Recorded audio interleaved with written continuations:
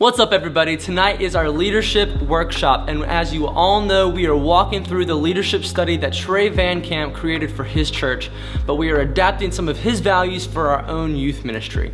It's our final session in this leadership workshop, and interestingly enough, its title is Never Alone. Even though we're all supposed to be social distancing right now, it's fine, okay? Anyways, we believe experiencing God is always better in community, and that community doesn't happen by coincidence.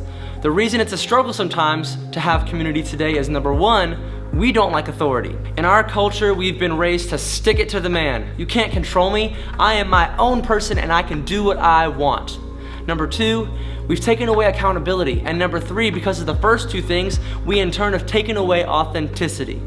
Those are the three problems that we have today in our community. Proverbs 19:20 says, "Listen to advice and accept discipline, that you may gain wisdom in the future." Proverbs 12:15 says, "The way of a fool is right in his own eyes, but a wise man listens to advice." So why is being never alone so essential? We will never face life alone because we can do more together than we could ever do apart. How many of you, never mind, I'm not gonna ask that. Just kidding, okay. How many of you guys struggle with authority? Maybe it's because someone in your past abused their position or their power. But great leaders know the difference between authority and abuse.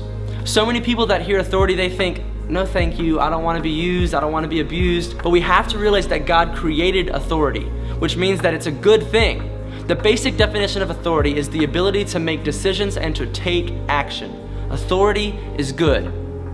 Great leaders know that you gain more authority when you give it away. Have you ever met that one guy who got authority and then it went straight to their head? If you want to be someone who is respected, be someone who gives authority away freely.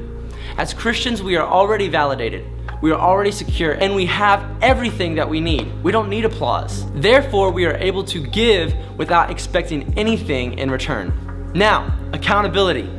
We all hate this, don't we? Accountability is so hard, but it's also necessary. To be a good leader, we need to learn how to be responsible for even the bad stuff and to take less credit for the good stuff. Somebody else did that. They are the ones who are awesome. Tell someone what your goals are, what you're struggling with, and what you've done. Now, obviously, be careful and strategic in who you tell, and make sure that it is someone that you can trust. But accountability is so important, not only in a leader's life, but in a Christian's life. The next one is authenticity. At Faith Youth, it's my desire to see each of you truly love on each other, to see you care for each other, and to pray for one another. You're a family, and that is going to be such a great witness to the world around us. Now, great leaders know the difference between authenticity and transparency. We are called to be authentic with everyone, but only transparent with a few. Do you guys ever feel like quitting, or do you ever feel like you hate this about not just our church, but just the church in general? Or do you want to stop doing this because it sucks? Fine, you are allowed to your own opinion.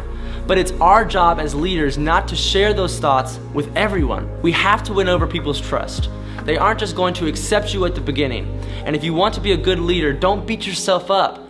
There will be people who walk away, but seek the Lord and know what His will is for your life and that you are on the correct path. People will see that authenticity in you.